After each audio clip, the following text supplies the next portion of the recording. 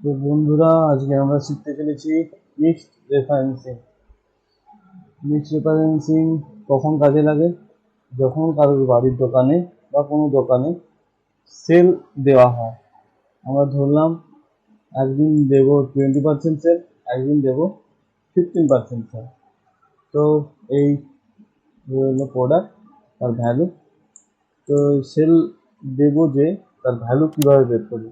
প্রথমে আমরা এ করবো, সাইন ক্লিক করবো। ক্লিক করার পর কত টাকা প্রোডাক্টের উপর সেল করবো তার উপর ক্লিক করবো। ক্লিক করে AB10, এ বির সামনে ডলার সাইন দেবো। ডলার সাইন দেওয়ার পরে 10-এর পরে into sign, first bracket 1 minus 20% discount first day. সির সামনে আমরা পরে একটা ডলার সাইন দেবো এবং 8 এর পরে ব্র্যাকেট ক্লোজ দিয়ে এন্টার। তারপরে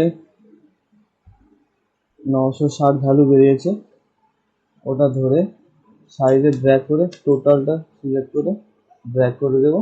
ড্র্যাগ করলে দেখবে আমাদের ভ্যালুটা বেরিয়ে গেছে। দুদিনের ডিসকাউন্ট ভ্যালু 20% এবং 50%। যারা ফেসবুক থেকে দেখছেন তারা অবশ্যই ফলো করবেন এবং যারা ইউটিউব থেকে দেখছেন তারা অবশ্যই সাবস্ক্রাইব করবেন। ধন্যবাদ।